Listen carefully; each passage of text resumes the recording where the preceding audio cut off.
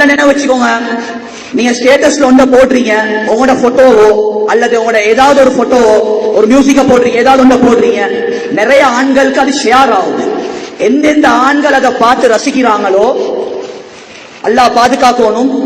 அல்லாஹ் இந்த பாவத்தில் இது எழுதுவான் தெரியுமா? விபச்சாரம் தெரியுமா? விபச்சாரம் அது சொல்ல தேவையில்லை, ஆக பயங்கரமான ஒரு பாவம். அல்லாஹ் பாதுகாக்கணும். இதே நிலைமையில ஒரு பெண்மணி மௌத்தா போனா கியாமத்துடைய நாளில விபச்சாரிகளோட தான் அந்த பெண் எழுப்பாட்டுவான். ஏன் தெரியுமா? இவட அறக்குறையான எத்தனையோ போட்டோஸ்களை லட்சக்கணக்கான ஆண்கள் பார்த்து ரசிச்சு கொண்டிருக்கிறாங்க. இவ எவ்வளவு பெரிய இபாதத்தாலியா இருந்தாலும் அந்த பாவத்துக்கு வழிய காட்டிட்டு மௌத்தா போயிட்டா கபூர்லையும் அந்த பாவம் வந்து கொண்டிருக்கும். கியாமத்துடைய நாளையில இந்த பெண் அல்ல விபச்சாரிகள் லிஸ்ட்ல தான் எழுதுவான். அல்லாஹ் பாதுகாக்கும். அதனால இதுக்கு தௌபா செஞ்சுக்கோங்க. இது வானம், இது பொழுதுபோக்கு இல்ல. ஒரு நல்ல பெண்ணுக்குரிய அடையாளம் அல்ல ஸ்டேட்டஸ்ல தாண்ட போட்டோவை போடுறது. நிறைய பேர் என்ன செய்யற ஸ்டேட்டஸ்ல யாராவது நிறைய பேரும் லவ் பண்றாங்க. நிறைய பேர் இருக்கிறாங்க.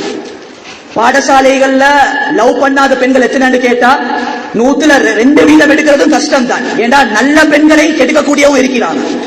ஏண்டா இப்ப நிறைய பேர் நினைச்சுக்கிறது வாலிபர்கள் நிறைய பேர் நினைச்சு கொண்டிருக்கிறது பொடியமாக்கல்ல ஸ்கூல் பாடசாலைக்கு ட்ரக்ஸ் பாவிச்சாதான் சமுதாயத்துக்கு மத்தியில ஒரு கண்ணியமாக இருக்கலும், இல்லாட்டி பொடியமாக ஒதுக்கிடுவான்கள் அப்படின்னு நிறைய பெண்களுக்கு நினைப்பு. லவ் பண்ணினாதான் அது வாழ்க்கைன்னு சொல்லி லவர்ஸ் மாக்கள்கிட்ட பேரை போடுறதும் சுபஹானல்லாஹ்.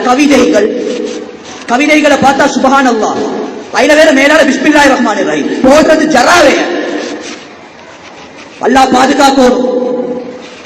அதே போன்று இன்றைக்கு எங்கட நாட்டுல 100% முஸ்லிம் பெண்கள் தான் டிக்டாக்ல கூட்டடிக்கிறாங்க. நிறைய பெண்கள் டிக்டாக் செஞ்சு அவங்களோட வாழ்க்கை நாசமாறிச்சு. நிறைய டிவோர்ஸ், சுருக்கமா சொல்ல போனா 150% டிவோர்ஸ் எங்கட நாட்டில இந்தியா, பாகிஸ்தான், ஏசியன் கண்ட்ரி உள்ளது. டிக்டாக்கால வந்த டிவோர்ஸ். இவன் என்ன செய்யற, ஒரு வீடியோ செய்யற, ஷேர் பண்ற, அவன் 10 கமெண்ட்ஸ் அடிப்பான். யாருமே இதை பார்த்துட்டு உங்களுக்கு சொர்க்கத்துக்கு போகக்கூடிய தர மாட்டான். பலவிதமான கமெண்ட்ஸ் பண்ணுவான். மாஷா அல்லான்னு சொல்ல மாட்டான். காம வார்த்தைகள், சில தேவையில்லாத வார்த்தைகள். இந்த வார்த்தைய ஒரு திருமணம் முடிச்ச ஒருத்தர் ஒரு பெண்மணி போட்டு அவட கணவன் கையில கிடைச்சேன்னு சொன்னா அது ஏன் வைஃபை பத்தி இப்படி தேவையில்லாத மாதிரி எல்லாம் ஆக்கினான். இது டிவோர்ஸ்ல போயிட்டு முடிஞ்சிருக்கு. அதனால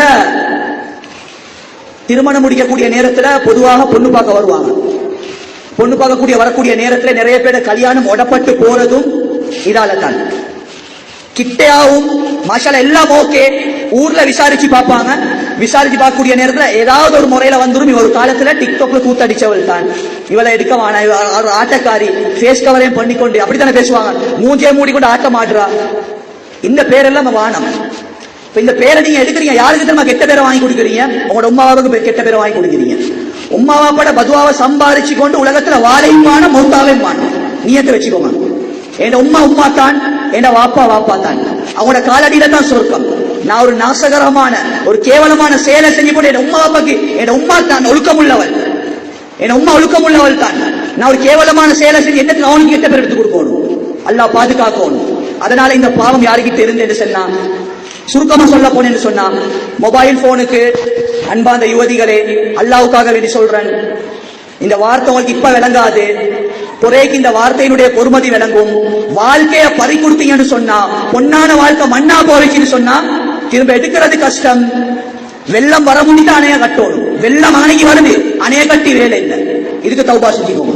இதுக்கு தௌபா செஞ்சுக்கோங்க. யா அல்லாஹ், இதுக்கு முன்னால நான் தெரியாம செஞ்சேன். யா அல்லாஹ், தெரியாம ஸ்டேட்டஸ்ல சில பாட்டுகளையும் படத்தையும் போட்டோஸ்களையும் போட்டு இதுக்கு பின்னால் இன்ஷா அல்லாஹ் நான் போட மாட்டேன். தௌபா செஞ்சுக்கோங்க. லவ் மேரேஜ், காதல் திருமணம், நல்ல நினைவு வச்சுக்கோங்க.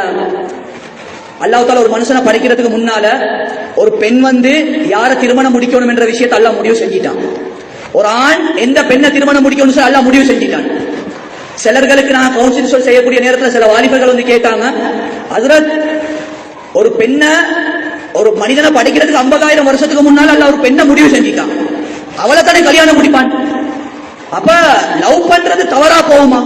லவ் பண்ணிட்டு அந்த பெண் கிடைப்பா தானே? இது என்ன தவறுன்னு சொல்லி கேட்கிறாங்க. என்ன தவறுன்னு சொல்லி, தவறு என்னன்றதை நான் சொல்லுவேன். மேலானவர்களே, அன்பாந்த வாலிப யுவதிகளே, கேட்டுக்கோங்க. நீங்க ஒரு போய விரும்புறீங்க, இப்ப கல்யாணம் சக்சஸ் ஆகிட்டு வருது. இப்ப கல்யாணம் முடிக்கிறதுக்கு அண்ணன் என்ன இருக்கு? இந்த வாலிபரும் 50,000 வருஷத்துக்கு முன்னால உங்களுக்கு எழுதப்பட்ட வாலிபர் தான். ஆனா அல்லாஹ் தஆலா திருமணத்துடைய விஷயத்துல ஒன்று அடையிறதுக்கு ஒரு முறை ஒன்று எல்லாம் வச்சுக்கிறான். அந்த முறைப்படி தான் அடையணும். எப்படி முறை?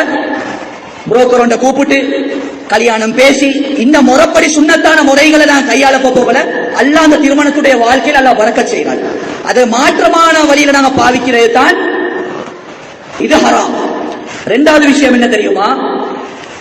ஒரு லவ் மேரேஜால வரக்கூடிய ஒரு விளைவு தான் ஒரு பிள்ளைகளுக்கு ஒழுங்கான உம்மாவை அவர் போது இருக்க மாட்டான். அந்த தவற அவருக்கு கிடைக்கிற பிள்ளையும் அந்த தவற கட்டாயம் செய்யும். அல்லாஹ் இப்படித்தான் வச்சிருக்கிறான். நாங்க என்ன பாவத்தை செய்யறோமோ அதே பாவத்தை இந்த மௌனம் செய்வான். என்ன தவற செய்யறோமோ அதே தவற இந்த மௌனம் செய்வான். லவ் பண்ணக்கூடிய பெண்கள் நல்லா யோசிச்சுக்கோங்க. லவ் பண்ணித்தான் நான் கல்யாணம் முடிக்கணும் என்ற எண்ணம் என் உள்ளத்துல ஆழமா உருவிக்குன்னு சொன்னா நல்ல நினைவு வச்சுக்கோங்க. என் பிள்ளைக்கு நான் ஒழுங்கான உம்மாவாக இருக்க மாட்டேன், ஒரு ஒழுக்கமுள்ள உம்மாவாக இருக்க மாட்டேன். நான் ஆரம்பத்தில் நான் சொன்னேனே, நீங்க டாக்டராக இருங்க, வேண்டிய துறையில இருங்க, பிரச்சனை ஒன்றும் இல்லை. இதுக்கு அவங்களுக்கு பாயிண்ட்ஸ் இல்ல. அல்லாஹ் இதை வச்சு தெரியுமா அவங்களுக்கு பாயிண்ட்ஸ் போடுவான். ஒரு கணவருக்கு சாலிஹான மனைவியா இருக்கணும், ஒரு பிள்ளைக்கு சாலிஹான உம்மாவாக இருக்கணும். சாலிஹான உம்மாவுடைய அந்த ஸ்டெப்பை கிடைக்கும் தெரியுமா? சுன்னத்தான முறைப்படி திருமணம் பேசி முடிச்சாங்க. நிறைய பேர் லவ் பண்ணிட்டே கஷ்டப்படுறாங்க, நிறைய பேர் ஏமாந்துட்டாங்க. ஏன்னு சொன்னா நீங்க லவ் பண்ணக்கூடிய நேரத்துல அந்த வாலிபர்ட உண்மையான ரூபம் அவங்களுக்கு விளங்காது. ஒரு பிச்சைக்காரன் வந்தாலும் 100 ரூபாய் தூக்கி கொடுப்பான். நீங்க பாப்பீங்க, ஆஹா மாஷா அல்லாஹ் நல்ல ஒத்தனத்தான் முடிக்க. ஒரு பிச்சைக்காரனுக்கே 100 ரூபாய் முடிச்சா எனக்கு எல்லாமே செய்வான், செய்வாரு. கல்யாணம் முடிச்சு சுபஹானல்லாஹ் சில வார்த்தைகள் செல்ல இயலாது.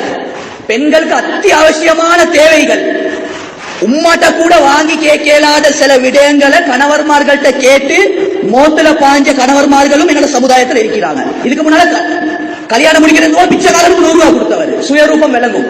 அப்ப யோசிப்பீங்க, ஆஹா மிஸ் பண்ணிட்டனே, என் உமா அப்பா சொல்றத நான் கேட்கலையே. அதனால ஏமாறவான் சுயரூபம் இப்ப காட்ட மாட்டாங்க. பள்ளியோடு இருப்பாங்க, மஸ்ஜிதோடு இருப்பாங்க, பணக்காரர் மாதிரி காட்டுவாங்க, ரெண்டு கிடந்த காரை கொண்டு காட்டுவாங்க, சொந்த கார் மாதிரி. ஏமாறுவீங்க. நல்ல மாஷா அல்லாஹ் ஏமாந்துருவான். அல்லாவுக்காக வேண்டி உங்களோட வாழ்க்கை நாசமா போயிட்டுரும். அல்லாப்பா வாழ்க்கை பறிபோச்சு திரும்ப எடுக்கிறதுக்கு திரும்ப நான் அதை ஞாபகப்படுத்துறேன். அதனால லவ் மேரேஜ் வானம். யார் யார்ட உள்ளத்துல அப்படி அந்த காதல் திருமணம்ன்றது உள்ளத்துல இருக்குதோ அந்த நஜீச அசுத்தத்தை எடுத்து போட்டுருங்க. உங்களோட வாழ்க்கை சுத்தமாகிறது இதை வச்சுதான். உங்களோட வாழ்க்கை சுத்தமாக இருக்கணும், சுத்தமான